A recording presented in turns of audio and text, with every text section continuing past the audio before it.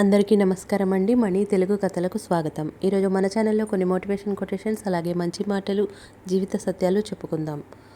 మన తెలివితేటల్ని మన అభివృద్ధి కోసం ఉపయోగించుకోవాలి, కానీ ఇతరుల జీవితాలు నాశనం చేయడానికి కాదు. ఒక మంచి ఆలోచన కనీసం 10 చెడు ఆలోచనల్ని అయినా మంచి వైపు మళ్లిస్తుంది.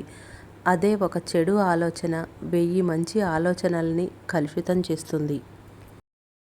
జ్ఞాపకానికి విలువ ఎక్కువ. అవి ఇచ్చిన బాధ, సంతోషాన్ని బట్టి కాదు, అవి పంచిన మనిషిని బట్టి ఉంటుంది. కుదిరితే ఒకరి సంతోషానికి కారణం కావాలి, కానీ ఒకరి కన్నీళ్లకు కారణంగా మారకు.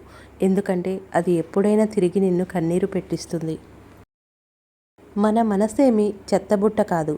అందులో అడ్డమైన చెత్తను వేయకూడదు.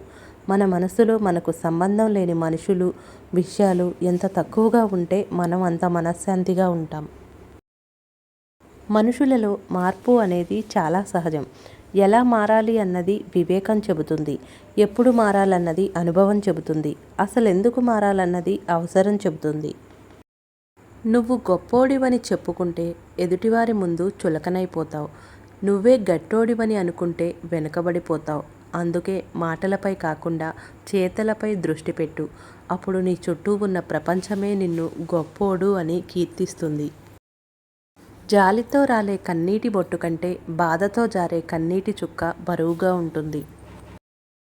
బలమున్నవాడే గొప్పవాడైతే వాలిని మించిన బలవంతుడు లేడు. చదువుకున్నవాడే గొప్పవాడనుకుంటే రావణుడిని మించిన పండితుడు లేడు. మనిషిని గొప్పతనాన్ని పెంచేది బలమో చదువో కాదు, గుణం. అందుకే రాముడు గొప్పవాడయ్యాడు. మోసం తీయని మాటలతో చేరువ అవుతుంది. అది బయటపడేసరికి మన సంతోషాన్ని మొత్తం తీసుకుపోతుంది.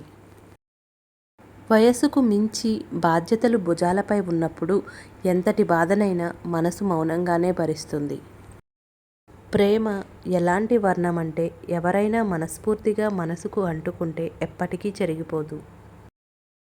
ప్రేమంటే పరిచయంతో మొదలై పలకరింపులతో సాగి బాధగా ముగిసిపోయేది కాదు. నమ్మకంతో మొదలై బాధ్యతగా సాగుతూ కడవరకు తోడుండేది. కష్టపడే శక్తి ఉన్నప్పుడు నీకంటూ కొంచెం కూడబెట్టుకోలేకపోతే వయసు మళ్ళాక బతకడానికి కష్టపడాల్సి వస్తుంది. ఓపిక చాలా విలువైనది. అది ఎంత ఉంటే జీవితంలో అంత నేర్చుకుంటాం. ఒకటి నువ్వు కోల్పోయావు అంటే ఇంకోటేదో అంతకంటే గొప్పది నీ జీవితంలోకి రాబోతుందని అర్థం. నిన్ను పుట్టించిన దేవుడికి తెలియదా నీకు ఎప్పుడు ఏది ఇవ్వాలో? ఈ వీడియో కనుక మీకు నచ్చినట్లయితే లైక్ చేయండి, షేర్ చేయండి, సబ్స్క్రైబ్ చేయండి.